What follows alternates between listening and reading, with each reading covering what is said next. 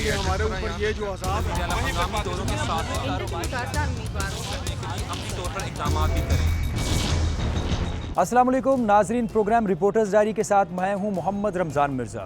नाजरीन, फरवरी में पाकिस्तान में पहला कोरोना का केस रिपोर्ट हुआ। मार्च में कोरोना के वार तेज़ हुए तो अप्रैल में लॉकडाउन अपनाया गया। ये लॉकडाउन जो था मई के आखिर तक रहा, जिसके बाद ताजरों और आवाम की पुरजोर अपील और कोशिशों के बाद लॉकडाउन जो था उसको खोल दिया गया। ताहम ईद के अय्याम में भी ख़रीदारी जारी रही। उसके बाद सूरत हाल ये हुई कि फैसलाबाद में ही ना सिर्फ हज़ारों केसेस सामने आए बल्कि दर्जनों कीमती जानें भी ज़ाया हुईं। अब सूरत हाल जब कंट्रोल से बाहर हुई तो अब एक बार फिर हुकूमत की जानिब से फैसलाबाद में लॉकडाउन, स्मार्ट लॉकडाउन और जुज़वी लॉकडाउन के हवाले से पॉलिसी अपनाई जा रही है।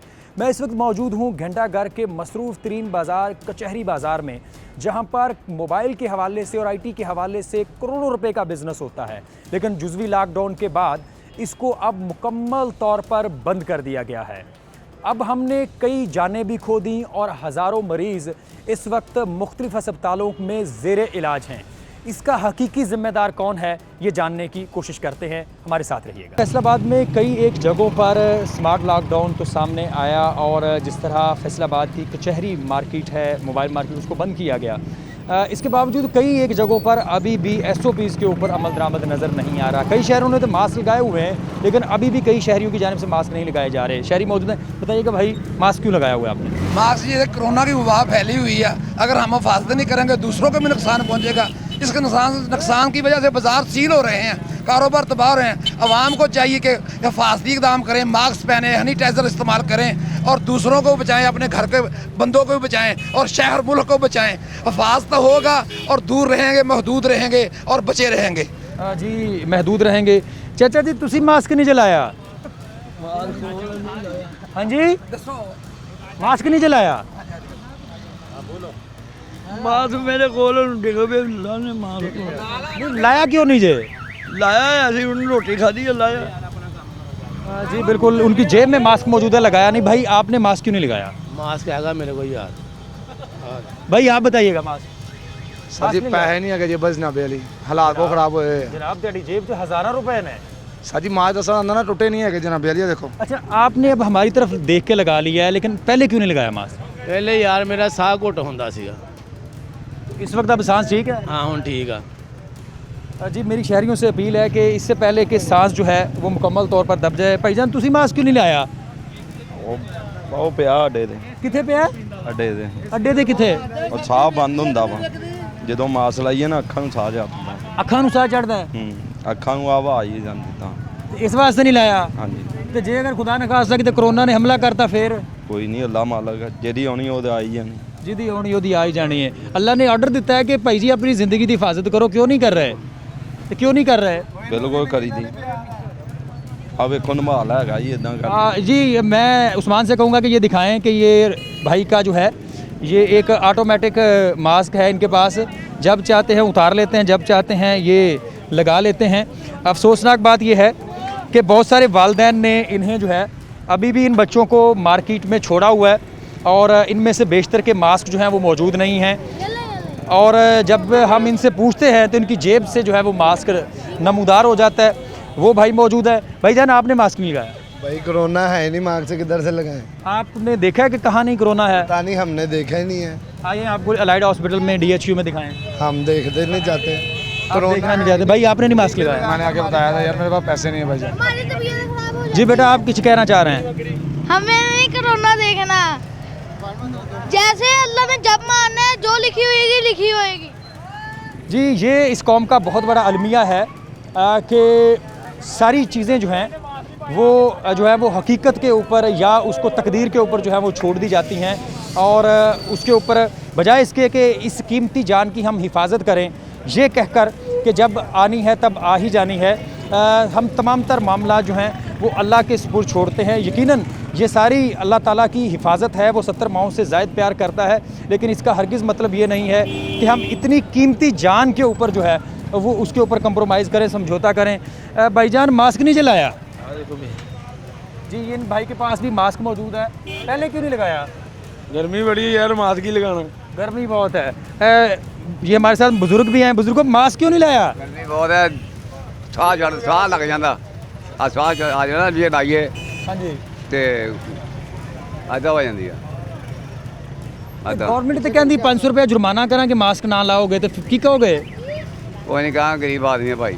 तेन पता है कि कोरोना का इस टाइम बहुत मसला है, बहुत सारे लोग जा रहे हैं, फिर भी मास्क क्यों नहीं ला रहे? नहीं नमाज ला के रखे हूँ नहीं लाया ही है, रोटी खाधी जी, ये सूरत हाल है पूरी इस वक्त मंडियों की, मार्केट की, कि कहीं पर भी जो है वो मास्क के ऊपर जो है वो समझौता नज़र आ रहा है और कह रहे हैं कि गर्मी है।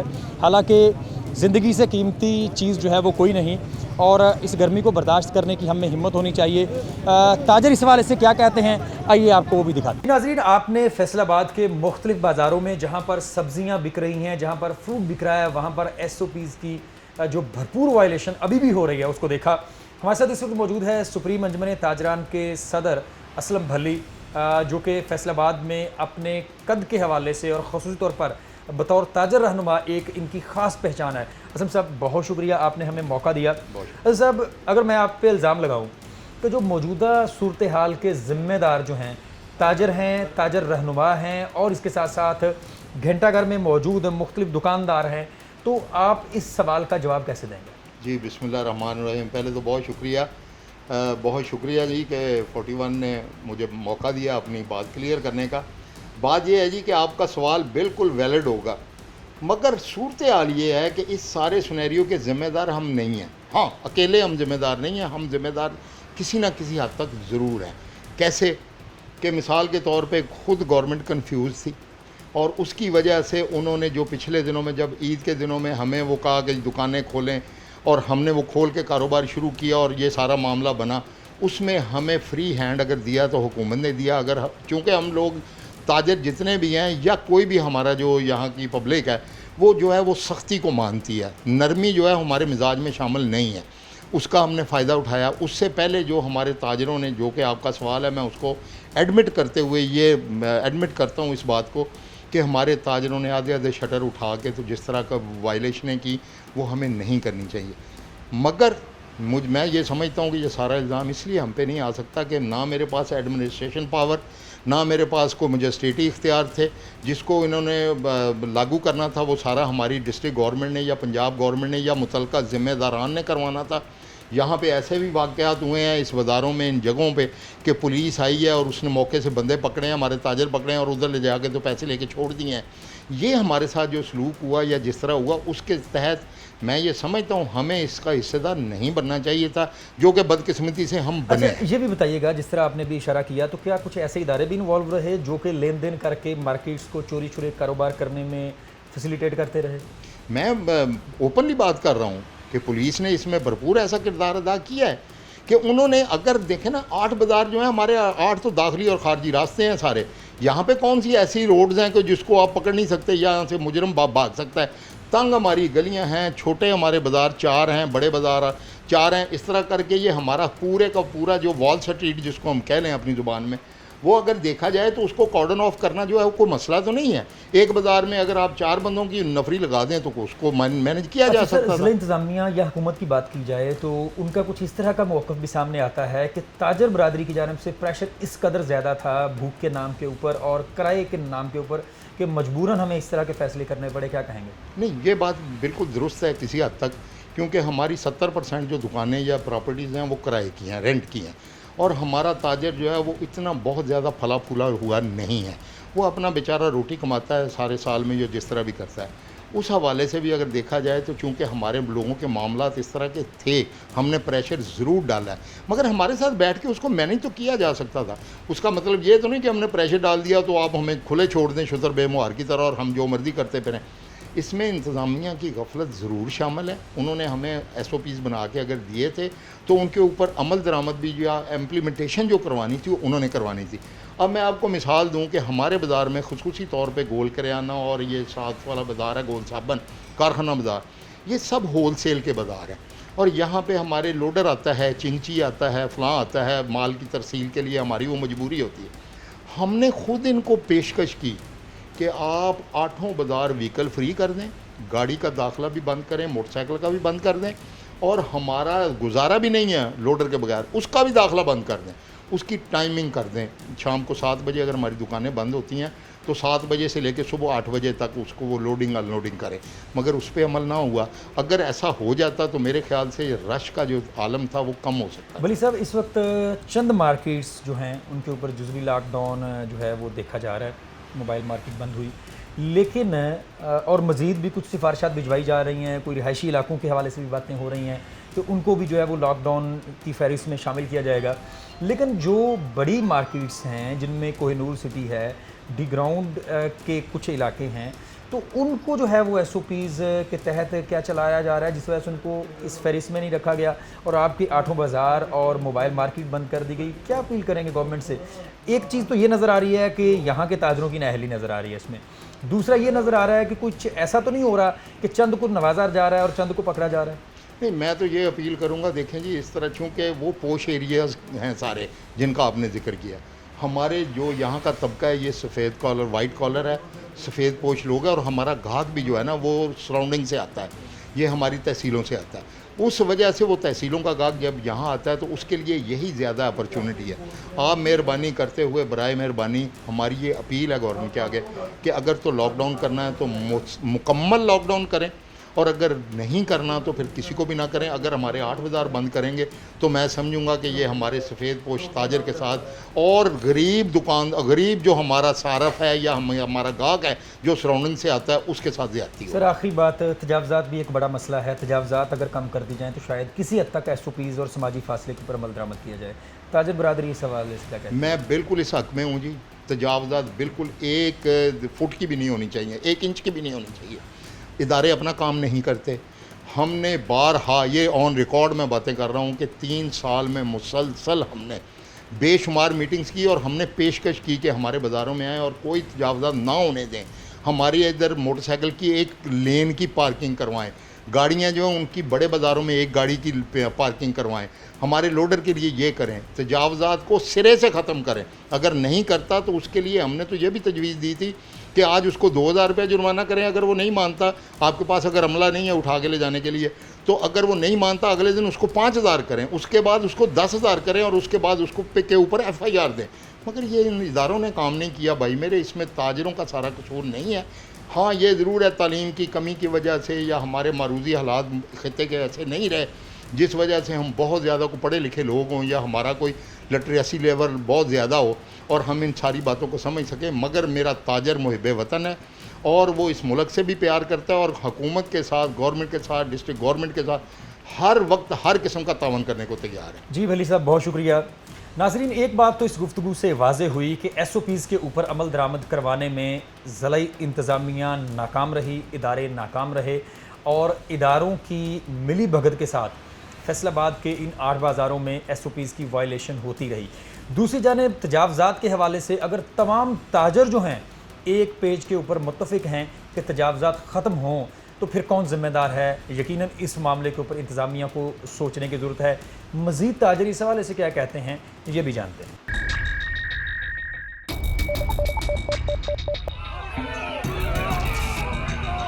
फ्लाईओवर तो ज़रूरी है, हमारे ऊपर ये जो अज़ाब है हंगामी दौरों के साथ अपने तौर पर इक़दाम भी करें। नाज़रीन, आपने फैसलाबाद की मुख्तलिफ मंडियों की सूरत हाल देखी कि वहाँ पर आम शहरियों की जानिब से किस हद तक SOPs की पाबंदी की जा रही है। वहाँ पर मौजूद छोटे ताजर जो हैं उनकी सूरत हाल भी आपने जानी। हम इस वक्त मौजूद हैं फैसलाबाद के मारूफ ताजर रहनुमा मियाँ तनवीर रियाज़। तनवीर साहब, बहुत शुक्रिया, आपने कीमती वक्त दिया। तनवीर साहब, मौजूदा सूरत हाल का अगर हम मुवाजना करें आज से तकरीबन 1 महीना पहले की सूरत हाल का, जबकि फैसलाबाद में सिंगल फिगर या डबल फिगर मरीज़ थे, अब जबकि तादाद जो है वो हज़ारों में चली गई है, इसका ज़िम्मेदार आप किसको समझते हैं? ताजर को, आम आवाम को, फैसलाबाद की ज़िला इंतज़ामिया को या गवर्नमेंट को? या कितना कितना हिस्सा इसमें बनता है कि फैसलाबाद की जो मौजूदा शक्ल बिगड़ी है और जुज़वी तौर पर लॉकडाउन नज़र आया है, इसका ज़िम्मेदार किस हद तक लोग हैं, आप हैं या इंतज़ामिया? औज़ुबिल्लाहिमिनश्शैतानिर्रजीम, बिस्मिल्लाहिर्रहमानिर्रहीम। मेरे ख़्याल में इसमें हर बंदे की ज़िम्मेदारी का थोड़ा थोड़ा हिस्सा ज़रूर है। इसमें आम लोग भी उतने ही ज़िम्मेदार है जितनी कि ज़िला इंतज़ामिया ज़िम्मेदार है, और इसी तरह उतना ही कस्टमर ज़िम्मेदार है जितना कि ताजर ज़िम्मेदार है। क्योंकि लोगों ने पहले इसको सीरियस नहीं लिया, उन्होंने यही समझा, किसी ने कहा कि खुद ही लोग इंजेक्शन लगा के मार दिए जाते हैं, किसी ने ये कहा कि जो है ये है ही नहीं, आपके ज़ीज़ो कर में है, जबकि गवर्नमेंट ने यहाँ पर लोगों को बार बार ज़ुबानी कहा, सख्ती नहीं की। तो मेरा ख्याल है उस वक्त हमें सख्ती करनी चाहिए थी। अब क्योंकि इसका अटैक मुकम्मल हो चुका है, जो कि होना ही था, लेकिन उसमें हम इसको ख़त्म नहीं कर सकते थे, इसके लिए हम तैयारी कर सकते थे। जैसा कि हम आज कहते हैं कि हमें मास्क पहनना चाहिए, हमें उस वक़्त से ही मास्क के ऊपर बड़ी सख्ती करनी चाहिए थी। दुकानदारों को जहाँ पर हम दुकानें बंद कराने की तरफ ज़्यादा ज़ोर दे रहे थे, वहाँ पर हमें जो है वो SOPs के ऊपर अमल दरामद करने में ज़्यादा ज़ोर देना चाहिए था। उसका आज रिज़ल्ट है कि हमारे बहुत सारे प्यारे जो हमारे इर्द गिर्द से हैं वो बहुत ज़्यादा जाने जा रही हैं और वो शहीद हो रहे हैं। तो यहाँ पर आकर अब भी मैं गवर्नमेंट को कहता हूँ कि आप अपना रोल अच्छा सर, अगर फेसबुक को देखें और मजमूई तौर पर लोगों की बातें वहाँ पे ऑब्ज़र्व करें, तो वहाँ पर सबसे बड़ा ज़िम्मेदार जो है वो ताजरों को ठहराया जा रहा है कि ईद के दिनों में प्रेशर इस हद तक बिल्ट हुआ कि हुकूमत की जानिब से भी बाज़ार खोले गए, उसके बाद अदालत का उसके ऊपर हुक्मनामा आया, जिसके बाद फैसलाबाद अनारकली की ये सूरत हाल थी कि आप गुज़र नहीं सकते थे। इसके साथ साथ फैसलाबाद की दीगर मार्केट्स की भी सूरत हाल ऐसी थी कि जहाँ से गुज़रना मुश्किल हो गया। बानो मार्केट की बात कर लें या इससे मुल्हिका मक्की मार्केट की बात कर लें, तो सूरत हाल ऐसी हुई कि लोग जो हैं वो एक दूसरे के साथ टकराए बगैर गुजर नहीं सकते थे। अब जबकि हम 6 फीट की बात कर रहे हैं कि समाजी फासला रखें, उस वक्त 1 इंच का फासला रखना भी मुमकिन नहीं रहा, जिसके बाद ज़िला इंतज़ामिया भी बेबस नज़र आई। तो आप नहीं समझते कि ताजरों को इस हद तक गवर्नमेंट के ऊपर प्रेशर नहीं बनाना चाहिए था? जी, आप बिल्कुल सही कह रहे हैं, लेकिन आप ये देखें कि इतना अरसा लॉकडाउन से सब कुछ रुका हुआ था। वहाँ पर आप ताजरों को इतना ज़्यादा कसूरवार नहीं ठहरा सकते, क्योंकि वहाँ पर पब्लिक भी आई है। अगर SOP की खिलाफ वर्जी हुई है तो उसमें पब्लिक भी उतनी ही ज़िम्मेदार है जितना कि ताजर आप समझते हैं ज़िम्मेदार है। तो इसके लिए ज़रूरी था कि गवर्नमेंट पहले एक गाइडलाइन देती, कोचिंग करती, वो इस तरह के अगर आप ये देखें 2 माह से एक चीज़ रुकी हुई है, 2 माह बाद आप खोलेंगे तो आप एक किस तरह सोच सकते हैं कि इसका रश नहीं पड़ेगा। इसलिए इसको ग्रेजुअली लॉकडाउन खोलना चाहिए था। टाइमिंग आप जितनी कंजस्टेड कितनी कम करेंगे, आप क्या समझते हैं कि उससे रश नहीं पड़ेगा? आपको चाहिए था उस टाइम को ज़्यादा वसी देते, रात को देर तक टाइम दें ताकि लोग आराम से निकलते, अपनी शॉपिंग करते और अपने घरों को चले जाते। तो यहाँ पर मैं समझता हूँ कि हमारी फैसले में थोड़ी सी कोताही हुई है। हमें चाहिए ये था कि हम ज़्यादा टाइम देते और दुकानदार उसमें अपने कस्टमर को भी अवेयर करते, तो शायद ये वाला मामला पेश ना आता। अच्छा, ताजरों की जानिब से ये कहा जा रहा था, इंतज़ामिया की जानिब से भी कहा गया कि भाई बग़ैर मास्क कोई बंदा आपकी दुकान में दाखिल ना हो, सैनिटाइज़र का इस्तेमाल किया जाए, लेकिन ताजरों की जानिब से दोनों चीज़ों के ऊपर अमल दरामद नहीं हुआ। और आज अगर कचहरी बाज़ार बंद है या दीगर जगहों पर जुज़वी लॉकडाउन नज़र आ रहा है तो SOPs की खिलाफ वर्जी पर है।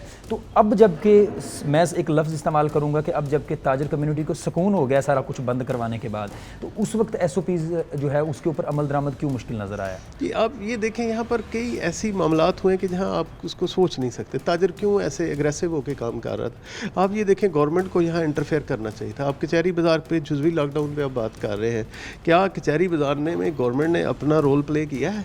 क्या उसने वहाँ किरायों में कमी करवाई है? आप ये बताएं, क्या अफरा तफरी फैलने का ख़तरा नहीं है? जो मालिक दुकान है वो किराएदार को प्रेस करते हैं, वहाँ 2.5, 3, 4 लाख रुपए दुकानों का किराया है, जो लोग मिलजुल कर वहाँ छोटे छोटे स्टॉल लाकर अफोर्ड कर रहे हैं। वहाँ पर आपने ताजर और मालिक को एक दूसरे के गुथम गुथा करवा दिए। अब असल प्रेशर ये वाला होता है, उसके एक्सपेंस का प्रेशर होता है, जिसको वो किसी हद तक जाकर भी पूरा करने के लिए कोई इंतहाई कदम उठाता है। ताज मैं अब भी कहता हूँ, जहाँ जुज़वी लॉकडाउन हो, जहाँ पर कोई मार्केट बंद हो, क्योंकि ये गवर्नमेंट एक माँ का किरदार अदा करती है, वो हमारी हिफाजत के लिए ही करती है, मैं इसमें कोई दूसरी राय नहीं रखता। लेकिन वहाँ माँ को चाहिए कि वो दूसरा किरदार भी अदा करे, जो हमारे एक्सपेंस है, वहाँ की जो मार्केटें हैं, वहाँ पर जो किराएदार और मालिक का डिस्प्यूट तनाज़ा खड़ा होने का ख़तरा है, उसमें अपना रोल प्ले करे। वहाँ पर जो है वहाँ रिलीफ खुद लेकर दे, ना कि वो खुद जाए, खुद इस चीज़ का नुकसान हो और वो अफरा तफरी फैल जाए। अच्छा मियाँ साहब, मैं माजी में थोड़ा सा जाना चाहूँगा। हमने 65 और 71 की जंगें जो हैं वो लड़ी इस कौम ने। जब जंग का समा था तो बताया जाता था, हमारे बड़े बताते हैं कि रात के वक्त कहीं पर आग भी नहीं जलाई जाती थी, दुश्मन के हमले का इस कदर ख़तरा था। एक ऐसा दुश्मन जो कि कोसों दूर बैठा है, हम उससे इतना घबरा रहे थे कि अपने बच्चों को भी बाहर नहीं घरों से निकालते थे। हर बंदा घरों के अंदर कंजेस्टेड होकर बैठ गया था और फिर भी लोग खा पी रहे थे, भूख से कोई नहीं मरा था। लेकिन अब ऐसा ख़तरा कौन सा पैदा हो गया था ताजर कम्युनिटी में और दीगर शहरियों में कि ये बात कही जा रही थी कि भूख से मर जाएंगे। अब जबकि कोरोना से मर रहे हैं तो कोई बात नहीं कर रहा। भूख से यकीनन ये ऐसी कौम नहीं है कि आपके पड़ोसी जो हैं भूख से नहीं मर सकते। तो ऐसा ख़तरा क्यों पैदा नज़र आ रहा है, ऐसी अनसर्टेनिटी? वही बात पे मैं आ रहा हूँ कि देखिए उस वक्त दुश्मन विजुअल था, आपको पता था कि आप फलां दुश्मन के खिलाफ लड़ते हैं। यहाँ दुश्मन नज़र नहीं आ रहा।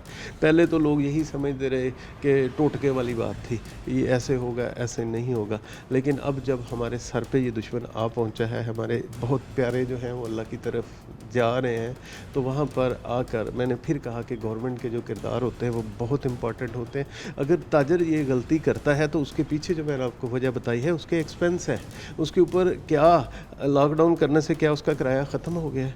यहाँ पर क्या आप समझते हैं गवर्नमेंट को किरदार अदा नहीं करना है? इस बजट के ऊपर मेरी बहुत सारी तवक्कुआत थी कि आप कुछ ना करें, गवर्नमेंट हमें बिला सूद कर्जे दे दे, हम बिला सूद कर्जे हम वापस करेंगे। ये मैं गारंटी करता हूँ पूरी ताजर कम्युनिटी की तरफ से। मैं बतौर अंजुमन ताजरान पंजाब पाकिस्तान आपको गारंटी करता हूँ कि इंशाल्लाह ताला हम कर्जे माफ़ नहीं करवाएंगे। हिस्ट्री देखें, बड़े बड़े लोगों ने अरबों रुपए के कर्जे माफ़ करवाए। मैं कहता हूँ आप छोटे दुकानदार को बिला सूद कर्जा दें, मैं गारंटी कि अगर कोई नहीं देगा मैं खुद दे दूँगा। नहीं, बड़ी अच्छी सजेशन है, लेकिन तो गवर्नमेंट तो इस पोजीशन में है नहीं, क्योंकि रेवेन्यू के तमाम तर मामला जो हैं वो इस वक्त क्लोज़ पड़े हैं। वो तमाम टैक्सेशन के सिस्टम्स इस वक्त यहाँ तक कि फैसलाबाद का जो महकमा माल का दफ्तर है वो इस वक्त जो है वहाँ पर सन्नाटे हैं। वजह सिर्फ यही है कि रेवेन्यू के ऊपर महकमा माल जो है वो उस हद तक अपना काम नहीं कर पा रहा। अच्छा, एक और चीज़ जो बड़ी वाज़ेह है कि अगर हम कोहिनूर सिटी और इस तरह की वो मार्केट्स जो कि डिज़ाइन तरीके से डेवलप की गई, वहाँ पर आपको तजावज़ात का मसला भी नज़र नहीं आता। वहाँ पर आपको ये भी नज़र नहीं आता कि SOPs के ऊपर अमल दरामद नहीं हो रहा। बड़ी हद तक इस तरह की मार्केट्स में SOPs के ऊपर अमल दरामद हो रहा है। लेकिन क्या आप समझते हैं कि घंटाघर की जो छोटी दुकानें हैं या इसी तरह की रज़ाबाद की बात कर लें, आप समनाबाद की बात कर लें, वारिसपुरा की बात कर लें, आप मंसूराबाद की बात कर लें, आप गुलाम हमदाबाद का सदर बाज़ार देख लें, कहीं पर भी ऐसी डिज़ाइन डेवलपमेंट नहीं हो सकी, प्लान डेवलपमेंट नहीं हो सकी कि दुकानों का साइज़ इस हद तक बेहतर और मौसर रखा जाए कि वहाँ पर आप सोशल डिस्टेंसिंग या समाजी फासले के ऊपर जो है वो अमल दरामद कर सकें। तो आने वाले दौर में जिस तरह मुझे महसूस हो रहा है कि हमें अब कोरोना के साथ जीना है, तो इस वहाँ पर तो समाजी फासला मुमकिन ही नहीं रहेगा। 1.5 इंच की दुकान है, वहाँ पर 5 मुलाजिम हैं, कैसे रहेंगे? जी अल्हम्दुलिल्लाह कोहिनूर सिटी जो है ये एक वेल डिज़ाइंड और नए दौर की जदीद मार्केट है। यहाँ पर पार्किंग के इश्यूज़ को नहीं है, यहाँ पर लोग आसानी के साथ आते हैं। ताजर पढ़ा लिखा है, जिसको वहाँ काम करने का मौका नहीं मिला वो पढ़ के बच्चे आए हैं इधर, उन्होंने मुकम्मल SOPs के ऊपर अमल कर रहे हैं, जिसकी वजह से आप देख रहे हैं कि अल्हम्दुलिल्लाह आपने विज़िट किया है, यहाँ दुकानें भी खुली हैं, लोग कारोबार भी कर रहे हैं। लेकिन वो सदियों से बैठे हुए हैं। आप एक मार्केट जहाँ सदियों से डेवलप है वहाँ पर गाड़ी अंदर नहीं जा सकती, गाड़ी बाहर पार, वहाँ पर रश की नोयत यही होनी है।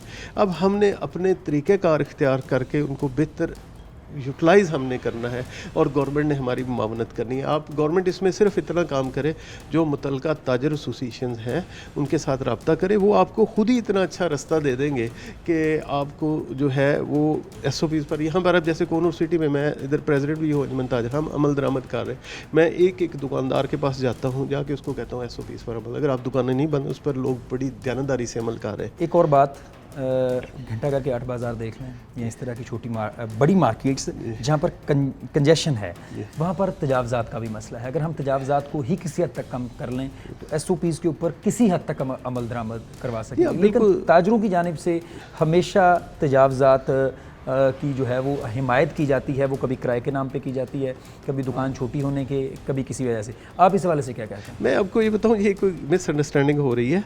ताजर बिल्कुल गैर कानूनी इक़दाम करने के लिए तैयार है। तजावज़ात ताजर खुद नहीं हटा सकता, वहाँ गवर्नमेंट को सख्ती से अमल दरामद करना पड़ेगा। गवर्नमेंट को एक भरपूर एक इसमें वो खुद तो नहीं कर रहा, जो बाहर से आ रहा है वो अपने कस्टमर को कैसे रोकेगा? कस्टमर को रोकेगा वो कस्टमर दोबारा उसके पास। यहाँ पर गवर्नमेंट का लॉ इम्प्लीमेंट होता है।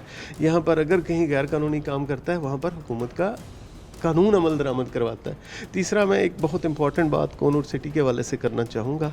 यहाँ अरसा दराज से गैर कानूनी बिजली फ्राहम की जा रही है। यहाँ पर एक बड़ा मसला ये आ रहा है कि हम वज़ीर आज़म के रिलीफ पैकेज से भी फेस्को की नाअहली की वजह से हम लोग फ़ायदा नहीं उठा रहे। मैं ये समझता हूँ फेस्को, और मैं जो है पार्लियामेंटेरियन फैसलाबाद के इनको मैं कहता हूँ कि वो इमरान खान को फेल करना चाहते हैं। ये हब है, ये पाकिस्तान का सबसे खूबसूरत हब है, लेकिन यहाँ पर हम वज़ीर आज़म का रिलीफ पैकेज नहीं ले पा रहे। यहाँ पर गवर्नमेंट अपना एक्शन ले और हमें रिलीफ पैकेज दिलाए। जी बिल्कुल, लॉकडाउन की मौजूदा सूरत हाल के बाद बहुत सारे ऐसे तबका है ज़िंदगी हैं, शोबा है ज़िंदगी हैं और कारोबारी हल्के हैं जिनको रिलीफ पैकेज जो है वो उनसे महरूम रखा जा रहा है। इनका कहना है कि फैसलाबाद के अरकान असम्बली जो है मौजूदा गवर्नमेंट को शायद नाकाम और फेल करने की कोशिश कर रहे हैं, और मौजूदा सूरत हाल देखी भी जाए तो बिल्कुल इससे मुख्तलिफ दिखाई नहीं देती। इनका ये भी कहना है कि हम तजावज़ात माफिया के साथ नहीं खड़े, गवर्नमेंट की जहाँ पे रिट बनती है वो उसको इम्प्लीमेंट करे। इनका ये भी कहना है कि जो मौजूदा सूरत हाल हुई उसमें सिर्फ ताजर जो हैं वो कसूरवार नहीं, यकीनन जो पॉलिसी बनाई गई थी उसके ऊपर इम्प्लीमेंटेशन करवाना भी ज़िला इंतज़ामिया और दीगर इदारों की ज़िम्मेदारी थी। वो इस हवाले से क्या कहते हैं ये जानिएगा, हमारे साथ रहिए।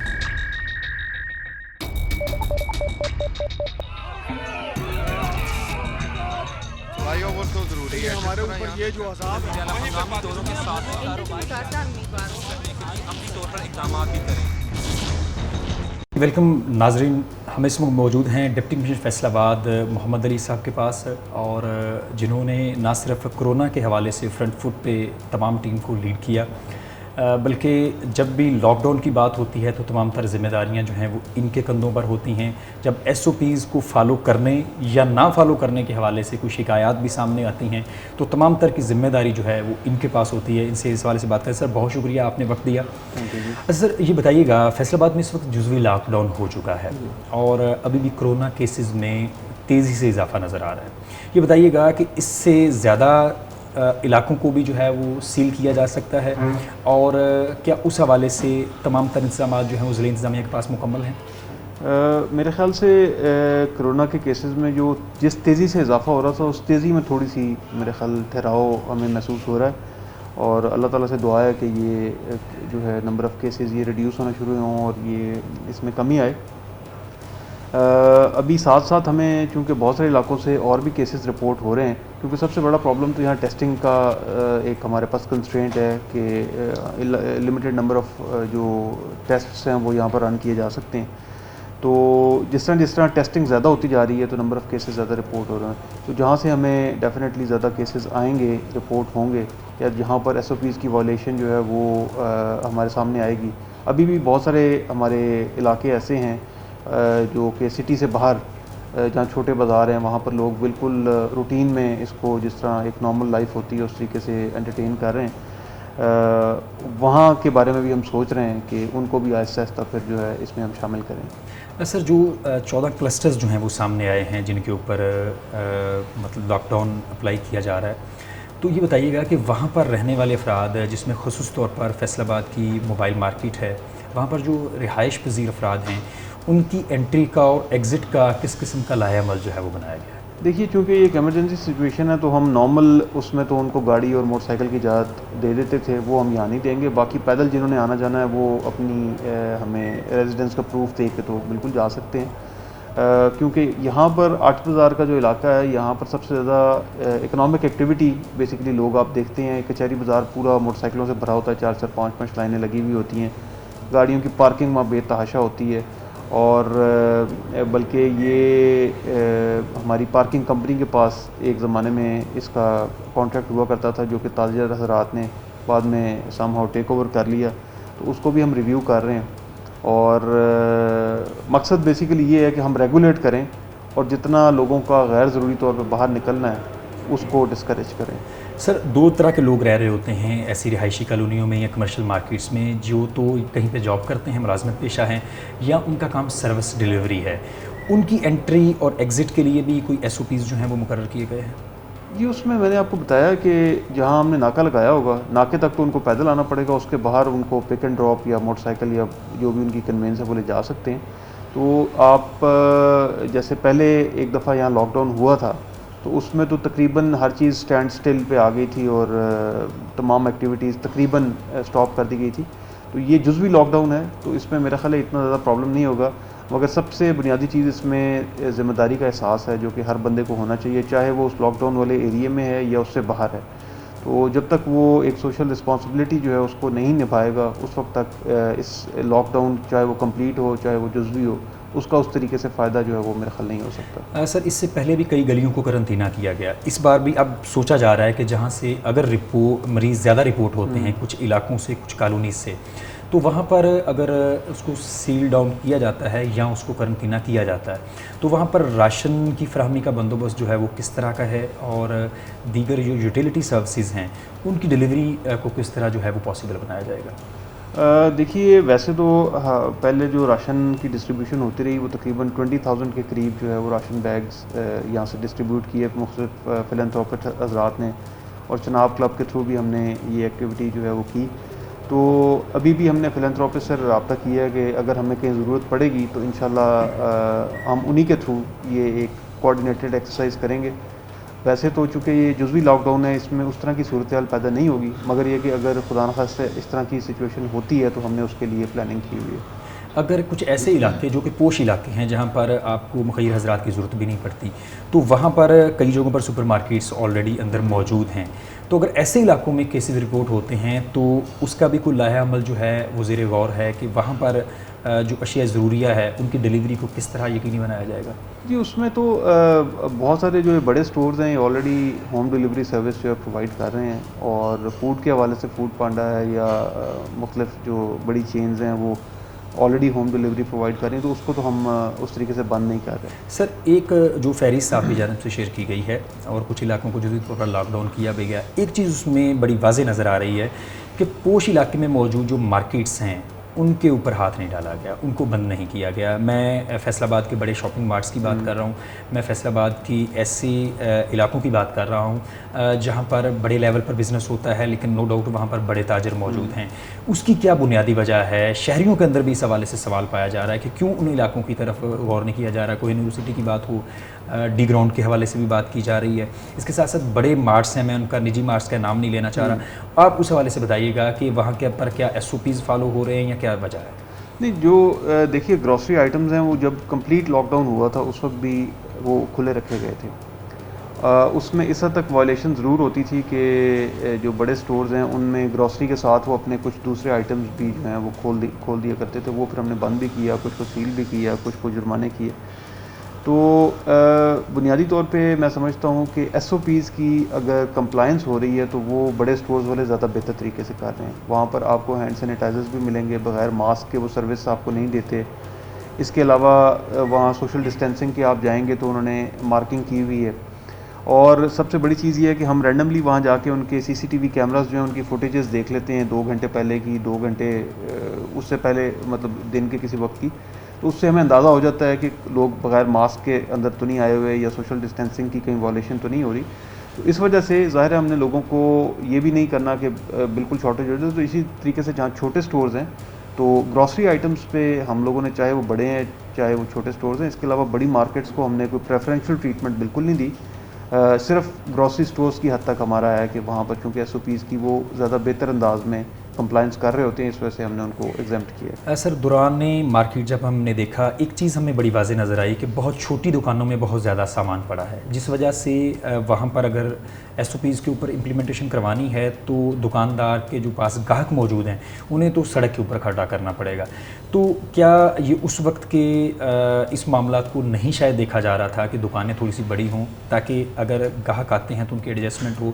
तो आइंदा जब HLDC या इस तरह के काम होंगे तो इस चीज़ को मलहूज़े खातर रखा जाएगा कि इस तरह के SOPs बनाए जाएँ दुकानदारों के लिए भी, ताकि वहाँ पर ग्राहक जो है वो बआसानी अंदर खड़े हो सकें?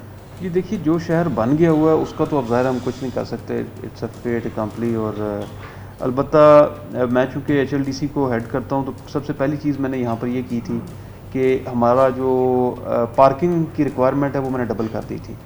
अगर 500 स्क्वायर फीट इन्होंने रखी हुई थी तो अब हमने 1000 स्क्वायर फीट कर दी। यानी कि अगर एक बिल्डिंग जिसके अंदर 20 गाड़ियाँ पार्क करने की रिक्वायरमेंट होती थी, अब वो उसको 40 हमने कर दी है। तो उससे फ़ायदा ये होगा कि वो जो लोग बाहर आके गाड़ियाँ खड़ी करते थे वो उस बिल्डिंग की बेसमेंट में या जहाँ वो पार्किंग की जगह उसके लिए एलोकेट करेंगे, उसमें अब उनको डबल पार्किंग प्रोवाइड करनी पड़ेगी। तो मैं समझता हूँ पार्किंग एक बहुत बड़ा मसला है जो कि अब तक बिल्डिंग प्लान्स अप्रूव होते रहे, उनमें इस चीज़ को इनकॉर्पोरेट नहीं किया गया। बाकी ज़ाहिर है अर्बन प्लानिंग, ये जो हमारा 8 बाज़ार का एरिया है, ये तकरीबन 100 साल से ज़ायद इसको हो गया है, बहुत पुराना इलाका है, मगर वो भी आप देखेंगे कि उसके अंदर इतनी अच्छी प्लानिंग उस ज़माने में की गई थी कि वो आज भी अगर आप उसको प्रॉपरली ट्रैफिक को रेगुलेट करें तो वो आज के दौर की भी रिक्वायरमेंट्स पूरी करता है। मगर वो बाद में जो शहर हमने डेवलप किया वो उस तरीके से इतना प्लान नहीं था। तो ये अर्बन प्लानिंग का एक इशू है जो मैं समझता हूँ कि उस पर तवज्जो देने की ज़रूरत है। बट ये कि HLDC की हद तक और बिल्डिंग प्लान्स की हद तक ये चीज़ हम अपने ज़िले इंतज़ामिया पूरी कोशिश कर रही है कि उसमें ये ट्रैफिक के इशू को, एनवायरनमेंट के इशू को और इस तरीके से जो सोशल डिस्टेंसिंग, अब चूँकि ये कोरोना की वजह से बहुत सारी चीज़ें हमारे अर्बनाइजेशन में और प्लानिंग पैरामीटर्स में ऐड हो जाएंगी जो हमें करनी पड़ेंगी, तो ये सारी चीज़ें हम कंसिडर कर रहे हैं। सर, आप नहीं समझते कि जो आर्जी तजावज़ात मौजूद हैं घंटाघर के 8 बाज़ारों में, बाहर जो ठेले लगे हुए हैं या काउंटर्स बने हुए हैं, उनको हटा दिया जाए तो किसी हद तक SOPs के ऊपर इम्प्लीमेंटेशन हो सकती है? देखिए वो फिर जो एक उसका ह्यूमन आस्पेक्ट है उस पर एक गरीब आदमी की ज़ाहिर रेडी ही उसका सारा रोज़ी रोटी होती है, तो वो हम उसको रेगुलेट करने की ज़रूर कोशिश कर रहे हैं कि एक स्टैंडर्ड साइज़ की। अब यहाँ पर एक अनफॉर्चुनेटली हो ये रहा है कि एक दुकान है तो उसने उसके आगे एक थड़ा लगाया हुआ है, उस थड़े के आगे एक थड़ा, और वो उसके किराए वो दुकानदार ले रहा है, और वो दोनों या तीनों, कुछ केसेस में 3 भी लगाए हुए हैं, वो इलीगल हैं।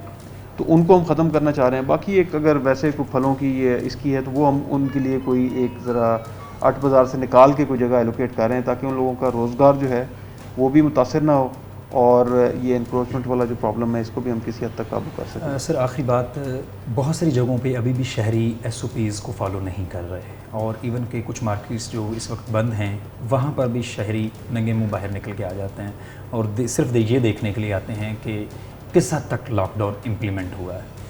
उनको क्या अपील करना चाहेंगे, शहरियों क्या अपील करना चाहेंगे, मुश्किल की इस घड़ी में किस तरह जो है हमें एक दूसरे का सहारा बनना है और किस तरह इस लॉकडाउन की इम्प्लीमेंटेशन को यकीनी बनाना है?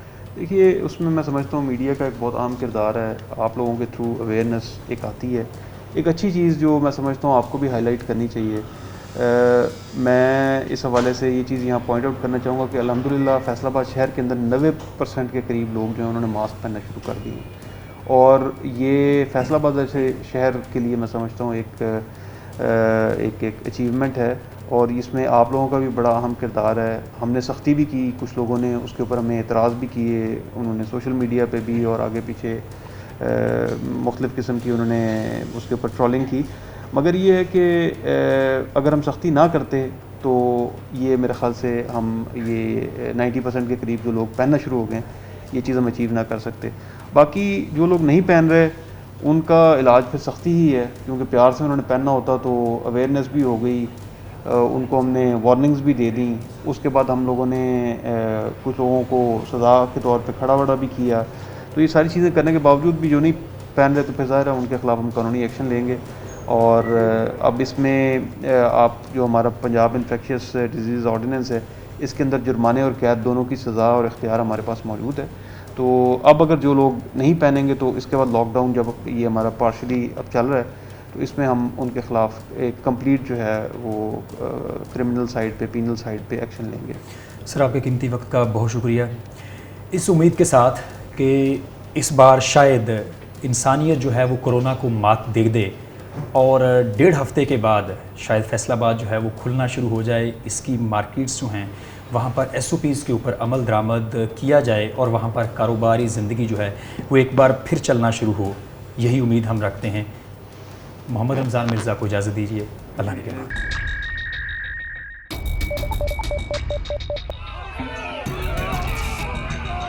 फ्लाईओवर तो ज़रूरी है हमारे ऊपर, ये जो अज़ाब है दोनों के साथ